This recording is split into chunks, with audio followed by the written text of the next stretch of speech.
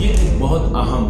Conference ہے جس میں امریکی ڈیلیگیشن کی جو سربراہی ہے وہ زلمے خلیل زاد صاحب کر رہے ہیں۔ انٹرم عبوری حکومت بنانی ہے اور سیز فائر جو 3 مہینے کے لیے طالبان نے سیز فائر بھی کرنا ہوگا۔ ڈاکٹر اشرف غنی صاحب نے ایک بار پھر کہا ہے کہ وہ کسی بھی صورت کسی کو حکومت حوالے کرنے کے لیے تیار نہیں ہے۔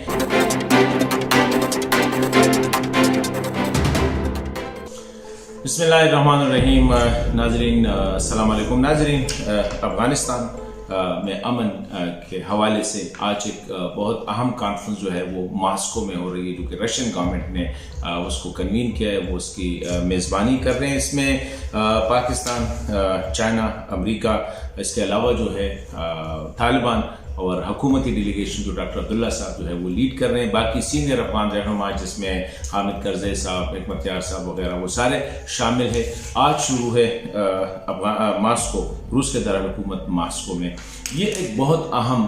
کانفرنس ہے جس میں امریکی ڈیلیگیشن کی جو سربراہی ہے وہ زلمے خلیل زاد صاحب کر رہے ہیں۔ آج جب کانفرنس کا اناگورل سیشن ہوا، اس میں روس کے جو وزیر خارجہ ہے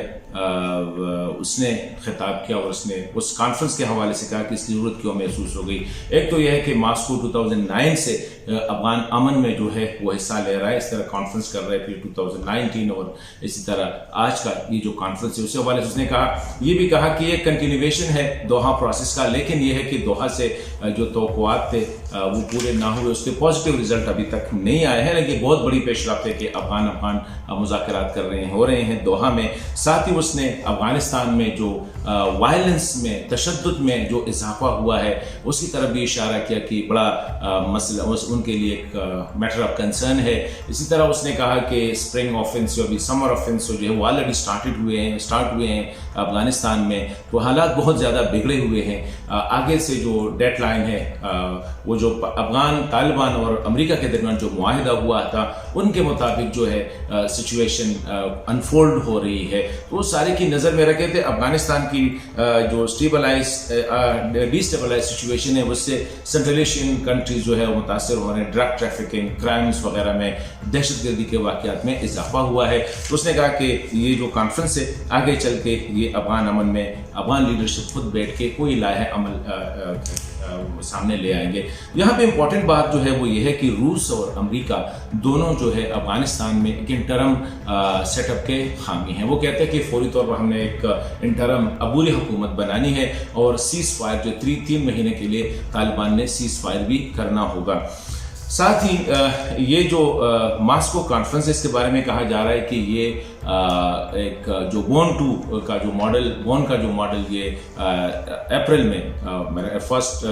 week of April after that جو استنبول میں یا ترکی میں جو کانفرنس ہو رہی ہے اس کے لیے یہ ایک پریپریشن ہے، کیونکہ اس میں بھی سارے اسٹیک ہولڈرز بیٹھیں گے اور فائنل ڈیسیجن کریں گے اس عبوری حکومت کے حوالے سے۔ دوسری طرف ڈاکٹر اشرف غنی صاحب نے ایک بار پھر کہا ہے کہ وہ کسی بھی صورت کسی کو حکومت حوالے کرنے کے لیے تیار نہیں ہے، صرف اس صورت میں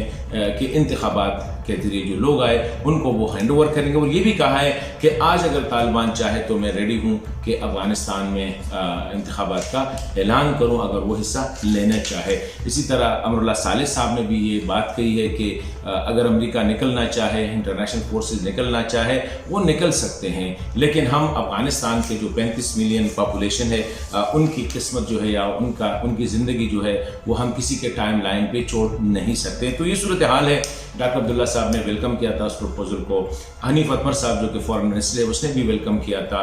باقی افغان رہنماؤں نے بھی ویلکم کیا تھا۔ ابھی جو سچویشن انفولڈ ہو رہی ہے وہ لگ ایسا رہا ہے کہ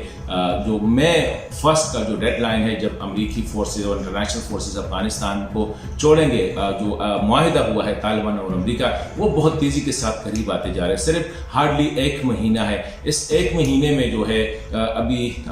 کیا بنا رہے ہیں، بون 2 میں کیا ہوگا، کیا بون 1 میں جو ہوا تھا، کیونکہ بون 1 میں جو ہوا تھا اس سے کوئی افغانستان میں امن قائم نہیں ہوا تھا، تو شاید بون 1 میں جو غلطیاں ہوئی تھی وہ میں سمجھتا ہوں کہ بون 2 جو ترکی میں ہوگا اس میں ریپیٹ نہیں کریں گے۔ دوسری سائڈ سے ہم دیکھ رہے ہیں کہ افغانستان میں بدقسمتی سے تشدد میں روز بروز तेज़ी के साथ इजाफा होता जा रहा है। तो अभी इस वक्त सारी रिस्पॉन्सिबिलिटी जो है वो अफगान क़यादत पे है, वो तालिबान पे है, वो डॉक्टर अशरफ गनी साहब पे और जो अफगान क़यादत है उन पे है कि किस तरह ये जो गोल्डन अपॉर्चुनिटी है अफगानिस्तान में अमन के हवाले से, किस तरह इससे वो फ़ायदा उठाते हैं और अफगानिस्तान में देर पा अमन के लिए खुद ज़ाती और जो है कुछ कुर्बानियाँ दे के वो कितना आगे जा सकते कि अफगानिस्तान में देर पा अमन कायम